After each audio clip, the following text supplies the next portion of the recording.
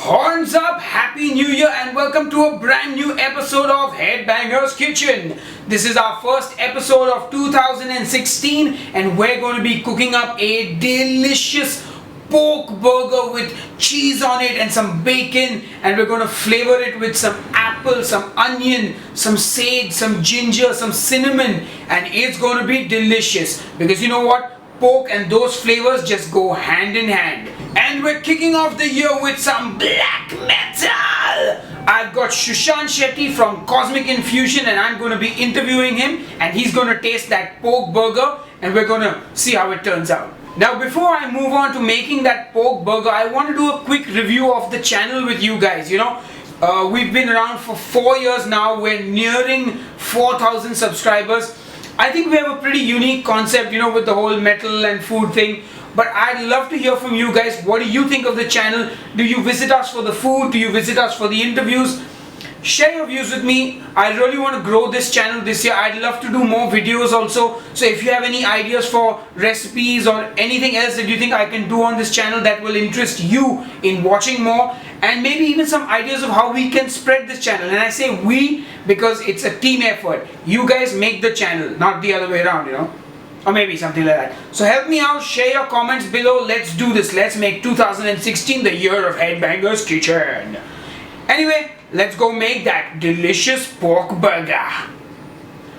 So to make our burgers, we're going to start by seasoning our pork mince with some salt and some pepper. Add in one small grated red onion, or as we say in India, just onion. We're also going to add some freshly grated ginger. Now pork and apple is a match made in heaven, so we're going to add half a grated apple. You can even add a little more if you like. Chop up some fresh sage leaves and add that to the pork. You can also use the dried stuff if you like. Finally, we give it a sprinkling of cinnamon powder and then give it a good mix. Mix it up like a DJ.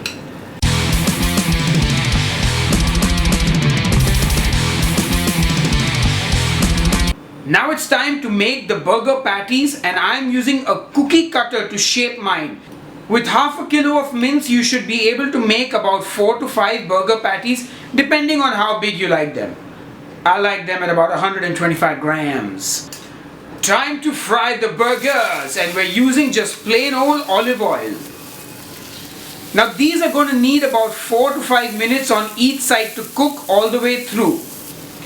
After we're done cooking on one side, we're going to flip the patty over and we're going to put on some cheese onto that. Cover it up with the lid and now cook that for 4 to 5 minutes and let the cheese melt. Oh man, look at that melted cheese. Now remove the patty and let it rest for 5 minutes. Now we're going to make a delicious honey mustard to go with our pork burger. All you got to do is take 1 spoon of your favorite mustard, add 1 spoon of honey, mix it up and it's ready to use. Time to assemble the pork burger.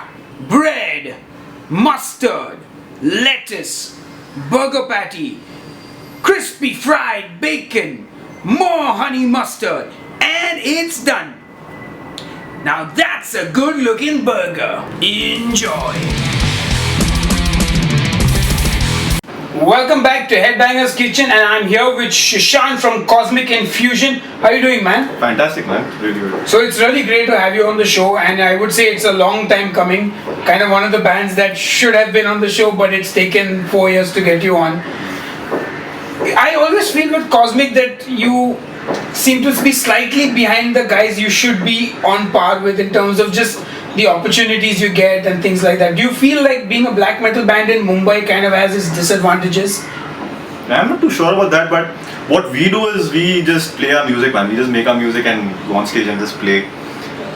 In terms of black metal, I think the crowd in Bombay right now is fantastic. Because you see, they come to Cosmic Infusion shows and everybody knows our songs. They sing along. You've seen people sing along. So I think in those terms, the crowd is quite receptive. There's like a huge crowd for black metal, so no issues on that side. But yeah, we just do our stuff, man. We just go and play our music. Don't even think about like if people are gonna appreciate. Yeah, because I mean in the sense that obviously you notice that certain bands get booked for certain festivals, That's and true, yeah. the more extreme genre always kind of like the old school as we call it. Yeah. So do you have anything to say about that? So yeah, so there's lots of festivals happening. Yeah, it would be fun to play in festivals like Big 69 and NH7.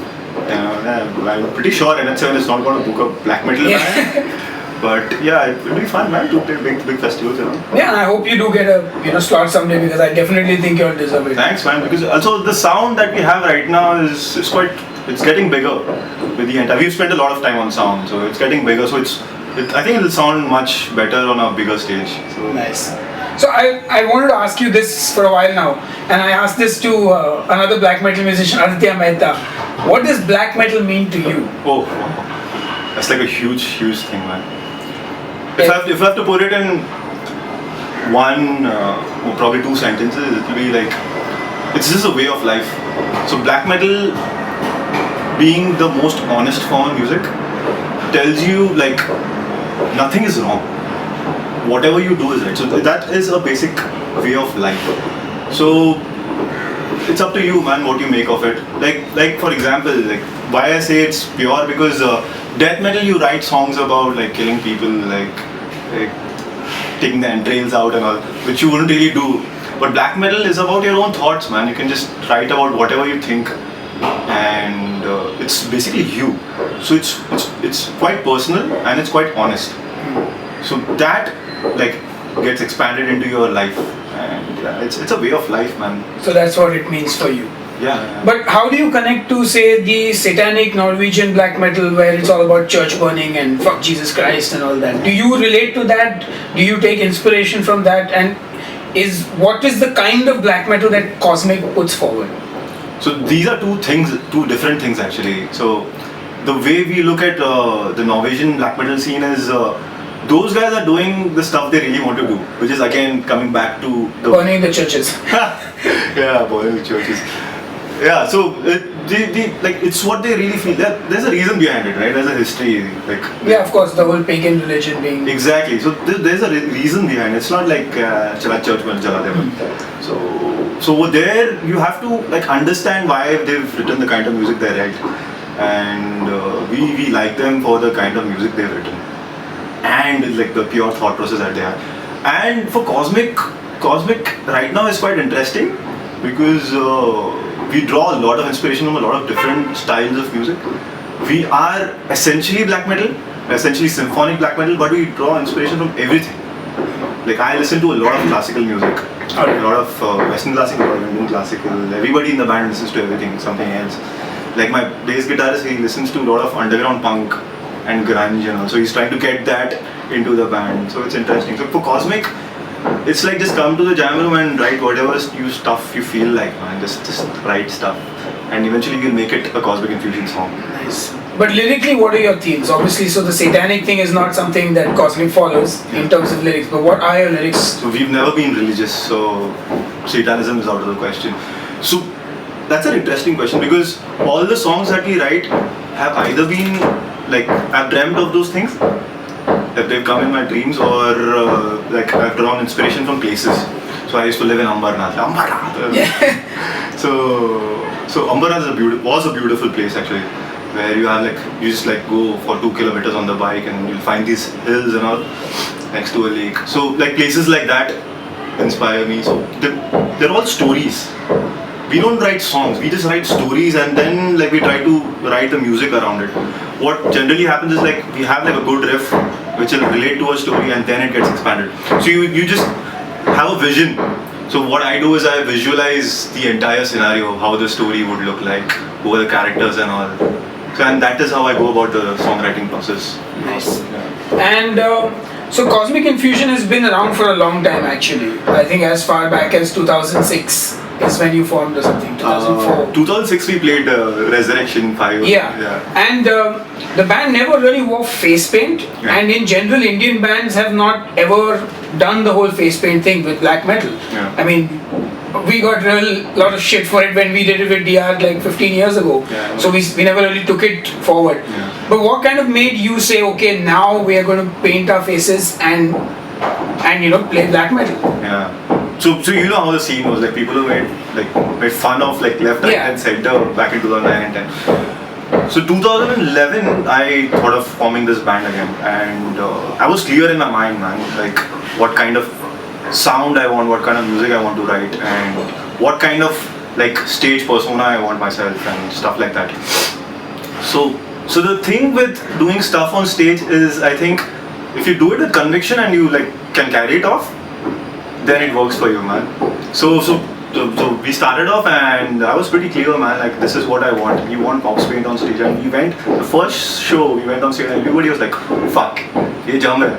Nice. Yeah, see, like I transform into a different person, man. Yeah, because it does seem like the Indian scene at that point, like all the black metal bands kind of said fuck everybody else. We don't care if they make fun, but we are going to, because it felt like that, everybody kind of came, and I think it's sort of the Dark Desolation and a bunch of bands from Bangalore also, they all kind of decided face paint is in, and now it's not really. Yeah, everybody was scared to do that, man, because everybody would. Because I got made fun of. Exactly. I think a lot of other people tried a lot of different stuff. Yeah. And everybody was made fun of. So we were like, fuck this shit, man, we're doing our stuff. And then I think Dark Desolation here.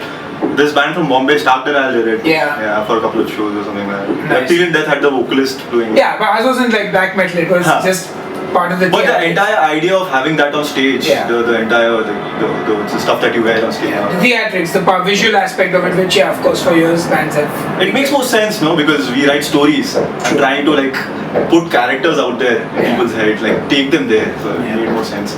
So there have been many.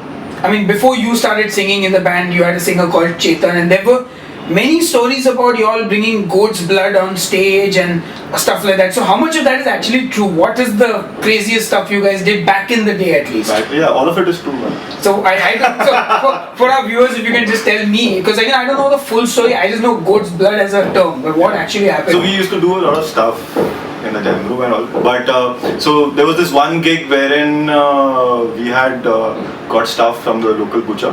So blood. We had got goat blood. Goat blood, proper goat blood. Goat blood, which stinks like hell. Yeah. Which we realized later once we put it on ourselves. Yeah. So we got goat blood. We went on stage with the goat blood. You put the goat blood on yourself? Yes. Chetan mostly put it the entire thing on himself. More of it on himself. On himself, because both my hands were busy on the keyboard. And then some on the audience, and then we got into a fight. We stopped right in the middle of the set. Some of us had to go off the stage and like beat people up, and then come back and play our set again. Wow, so the fight was because you threw goat blood on them? Yeah, so there were drunk people in the crowd, and Chetan was like, hey, listen, okay.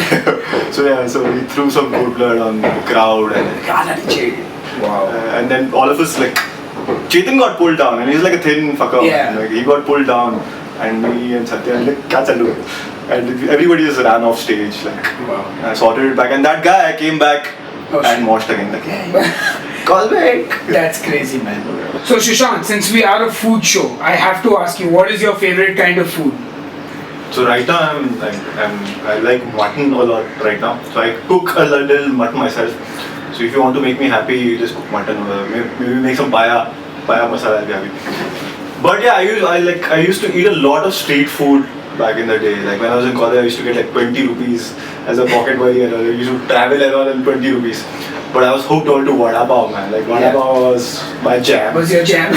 So there was this one time when we were jamming at Ambarnath, so at Satya's apartment. So, and we used to jam and then go to that chai wala guy, have like a vada pav right next to it, and come back. So I had all the strength to jam. But this one day, this shop was shut, and I can only have vada pavs. So I did not eat anything. So we went back to the jam room, and I fainted. Wow. I fell on the sofa and like I fainted. Everyone was like, kya ho gaya? So I woke up after half an hour after everybody put some water on me. Like I woke up and I was like, vada pav. So I was hooked on to vada pav as well. Wow, that's some crazy love for vada pav. I know, man. So if you were going to have your last meal on earth tomorrow, what would you eat? Paya masala, dude. Paya masala is it. I'll fall in love with you for a girl then. Feed me paya masala and marry you, bro. So paya masala is the way to the black metal musician's heart. And you said you cook also. Yeah. So what do you cook and what's your like speciality? Do you have any? So, like I said, I love mutton. So I've tried to cook mutton recently, and yeah, I've done paya also. Oh, you have? Yeah. So I just cook mutton, and yeah, like I've just learned to make some dal and probably some potatoes and stuff. I've been experimenting a lot. Nice. Yeah, just feed myself. So, what are the future plans of Cosmic Infusion, Sushan? So, 2015 we were like extremely lazy. I think we just wrote one new song. So 2016, the idea is to put the album out because we've pretty much got the entire story of the album sorted out.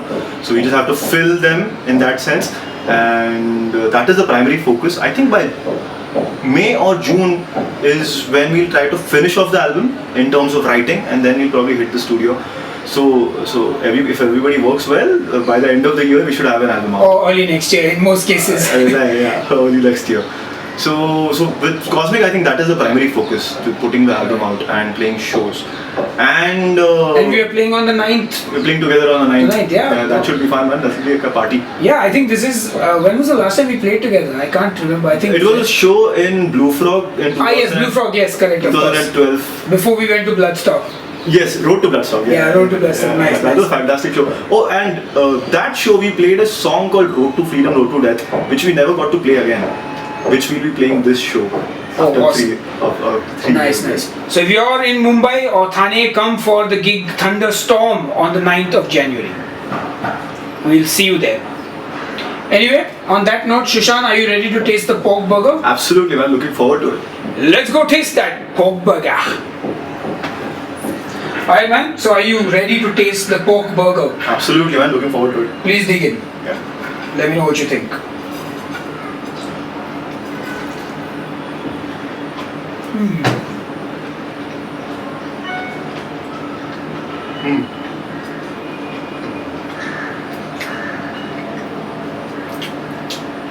You get that taste of onion, some of the apple. What do you think, Sushan? It's nice, man. I'll tell you how it is. Take a few more bites. Go for it. So you go on treks. No. So on treks you have to climb hills and all that. So you climb hills and you get tired, and you reach the top and find a cottage over there, like a really old cottage, and you enter that cottage. You go inside, you find a bed, and you're like, what the fuck, man? I just lie down. And you lie down on the bed, and poof, and the bed turns into like this really swanky bed with like black satin, and there's Shakira right next to you. This is like Shakira, man, right now. That's the weirdest comparison, but a pork burger, Shakira pork. Very. So good. How are you liking that bacon? Yeah, I love it, man. It just goes so well with it. Awesome. So the burger is good, and you heard it from Sushan himself. And we'll see you on the next episode of Headbanger's Kitchen. So I hope you guys enjoyed that episode of Headbanger's Kitchen. Please do give the video a thumbs up. Subscribe to our YouTube channel. Share this video on social media. Tag a friend on Facebook who likes pork or who likes black metal, or he likes both maybe. And we'll see you on the next episode of Headbanger's Kitchen. Cheers and keep cooking.